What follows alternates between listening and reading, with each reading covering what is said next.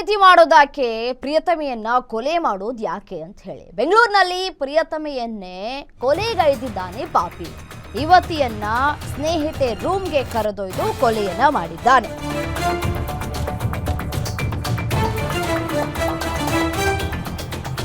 ನೋಡಿ, 21 ವರ್ಷದ ದೇವಿಶ್ರೀ ಕೊಲೆಯಾದಂತಹ ಯುವತಿ ಪ್ರೇಮ್ ವರ್ಧನ್ ಕೊಲೆ ಮಾಡಿರುವಂತಹ ಆರೋಪಿ.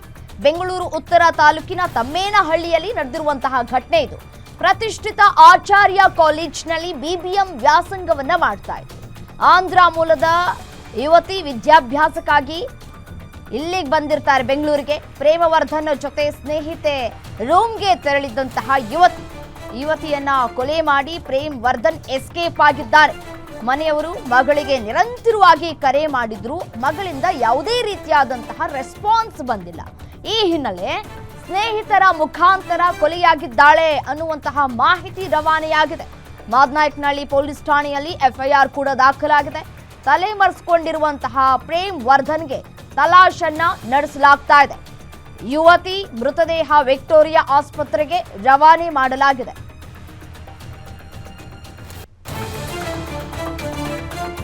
ಬೆಂಗಳೂರಿನಲ್ಲಿ ಪ್ರಿಯತಮೆಯನ್ನೇ ಕೊಲೆಗೈದಿದ್ದಾನೆ ಪಾಪಿ. ಪ್ರೀತಿ ಮಾಡೋದ್ಯಾಕೆ, ಕೊಲೆ ಮಾಡೋದ್ಯಾಕೆ? ಇಷ್ಟು ಚಿಕ್ಕ ವಯಸ್ಸಿನಲ್ಲಿ ಸಾಕಷ್ಟು ಆಸೆ ಆಕಾಂಕ್ಷೆಗಳನ್ನು ಇಟ್ಟುಕೊಂಡು ಪೇರೆಂಟ್ಸ್ಗಳ ಕನಸುಗಳನ್ನು ನನಸು ಮಾಡಿಕೊಂಡು ಜೀವನವನ್ನು ಮಾಡಬೇಕಾದಂತಹ ಯುವತಿ ಇದೀಗ ಮಸಣ ಸೇರಿದ್ದಾಳೆ. ಪೇರೆಂಟ್ಸ್ಗಳು ಬಹಳ ಬಾರಿ ಕಾಲ್ ಮಾಡಿದ್ದಾರೆ, ಏನಾಯಿತು ಏನು ಕತೆ ಅನ್ನುವಂತಹ ಗಾಬರಿಗೆ ಒಳಗಾಗಿದ್ದಾರೆ. ಯಾಕೆ ಎಷ್ಟೊತ್ತಾದರೂ ಫೋನ್ ಎತ್ತುತ್ತಾ ಇಲ್ಲ ನನ್ನ ಮಗಳು ಅಂತ ಹೇಳಿ ತಂದೆ ತಾಯಿ ಗಾಬರಿಗೆ ಒಳಗಾಗಿದ್ದಾರೆ. ಆಗ ಬೇರೆಯವರಿಗೆ ಕಾಲ್ ಮಾಡಿ ವಿಚಾರಿಸಿದಾಗ ಮಗಳ ಕೊಲೆಯಾಗಿದೆ ಅಂತ ಹೇಳಿ ಪೋಷಕರಿಗೆ ಗೊತ್ತಾಗುತ್ತೆ. ಪ್ರೇಮ್ ವರ್ಧನ್ ಕೊಲೆ ಮಾಡಿರುವಂತಹ ಆರೋಪಿ, ಆತನಿಗಾಗಿ ತಲಾಶ್ ನಡೆಸ್ತಾ ಇದ್ದಾರೆ. ಆಚಾರ್ಯ ಕಾಲೇಜ್ಗೆ ಅಂದವರಿಗೆ ಕಳಿಸಿದ್ವು. BCA ಮಾಡ್ತಕ್ಕಂಥ ವಿದ್ಯಾರ್ಥಿ, ಅಂತಿಮ ವರ್ಷ ಇತ್ತು, ಒಂದು 3 ತಿಂಗಳು ಮಾತ್ರ ಇತ್ತು ಅಂತ ಮಗುನ ಸುಮಾರು ಅಂದರೆ 3 ತಿಂಗಳ ಹಿಂದ್ಗಡೆ ಕೂಡ ಮ್ಯಾನೇಜ್ಮೆಂಟ್ ಅವರಿಗೆ ಈ ಹೆಣ್ಣು ಮಗು ಹೋಗಿ ಹೇಳಿದ್ರು ಕೂಡ ಇಂಥ ಹರ್ಷವರ್ಧನ್ ಅನ್ನೋ ವ್ಯಕ್ತಿ ಈ ರೀತಿ ಮಾಡ್ತಾ ಇದ್ದಾರೆ, ನನ್ನ ಮೇಲೆ ಈ ರೀತಿ ಲೈಂಗಿಕ ವಿಚಾರದಲ್ಲಿ ಮಾತಾಡ್ತಾ ಇದ್ದಾರೆ ಅಂತ ಕೂಡ ಮ್ಯಾನೇಜ್ಮೆಂಟ್ ಅವ್ರಿಗೆ ಹೇಳಿದ್ರು ಕೂಡ ಅವರು ಏನು ಕೈಗೆ ಎತ್ಕೊಂಡಿರೇನೆ ಈ ರೀತಿ ಮಾಡಿ ನಿನ್ನೆ ರಜೆ ಇರೋದ್ರಿಂದ ರೂಮ್ಗೆ ಕರ್ಕೊಂಡೋಗಿ ರೂಮದಲ್ಲಿ ಈ ರೀತಿ ಸಾಯಿಸಿ ಆ ಹುಡುಗಿನ ಅಲ್ಲೇ ಬಿಟ್ಟು ಬೀಗ ಹಾಕ್ಕೊಂಡು ಹೋಗಿರುತ್ತಾನೆ. ಅಂಥವನ್ನ ಹಿಡಿಯುವವರೆಗೂ ನಾವು ಯಾವುದೇ ಕಾರಣದಿಂದ ನಾವು ಇಲ್ಲಿ ಡೆಡ್ ಬಾಡಿ ಎತ್ತುವುದಿಲ್ಲ. ಅವರು ಸ್ಟೂಡೆಂಟ್ ಅಂತಾನೆ ಸರ್, ಹರ್ಷವರ್ಧನ್ ಅಂತ ಹೇಳ್ಬಿಟ್ಟು ಅವರ ಡೀಟೇಲ್ ಎಲ್ಲ, ಹುಡುಗನ ಡೀಟೇಲ್ ಎಲ್ಲ ಆ ಕಾಲೇಜಲ್ಲೇ ಇರ್ತದೆ. ಮತ್ತೆ ಇದ್ರ ಹಿನ್ನೆಲೆ ಇನ್ನ ಅವ್ರ ಫ್ರೆಂಡ್ ಯಾರೋ, ಹುಡುಗಿಯವರ ಫ್ರೆಂಡು ಮತ್ತೆ ಅವ್ರು ಯಾರು ಇದ್ದಾರೆ ಅಂತ ಇವ್ರನ್ನೆಲ್ಲರನ್ನು ಹಿಡಿಬೇಕು, ನಮ್ಮ ಹುಡುಗಿಗೆ ನ್ಯಾಯ ದೊರಕಿಸ್ಕೊಡ್ಬೇಕನ್ನೋ ಉದ್ದೇಶ. ಇದೇ ವಿಚಾರಕ್ಕೆ ಸಂಬಂಧಪಟ್ಟಂತೆ ಮತ್ತಷ್ಟು ಡೀಟೇಲ್ಸ್ ಕೊಡ್ತಾ ಹೋಗ್ತೇನೆ. ನಮ್ಮ ಪ್ರತಿನಿಧಿ ಮೂರ್ತಿ ದೂರವಾಣಿ ಸಂಪರ್ಕದಲ್ಲಿದ್ದಾರೆ.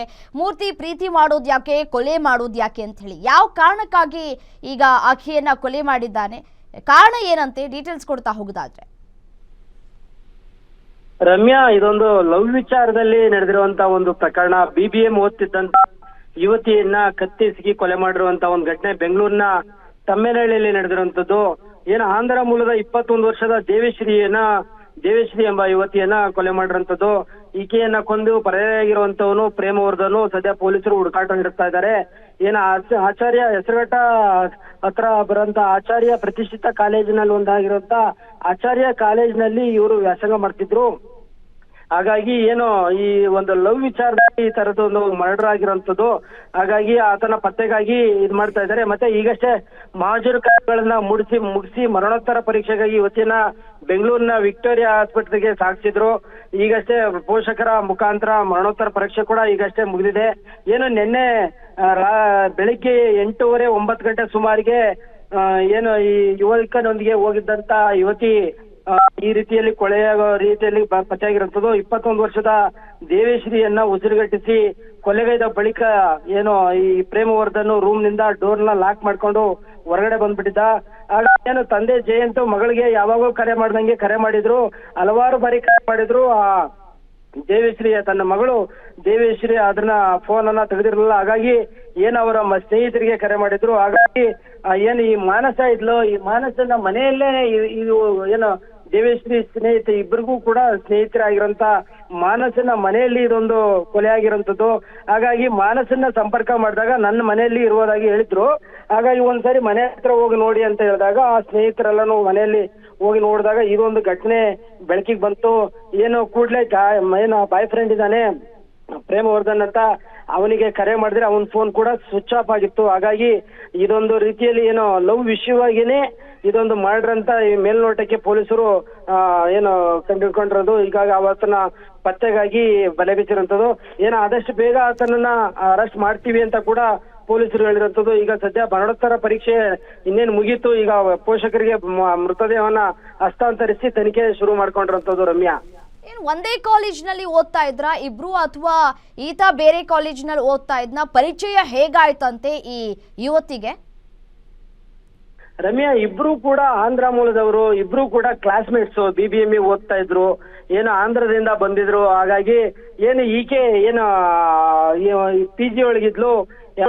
ಏನು ಮಾನಸ ಇದ್ರಲ್ಲ, ಮಾನಸ ಈಕೆ ಫ್ರೆಂಡ್, ದೇವೇಶ್ರೀ ಫ್ರೆಂಡ್.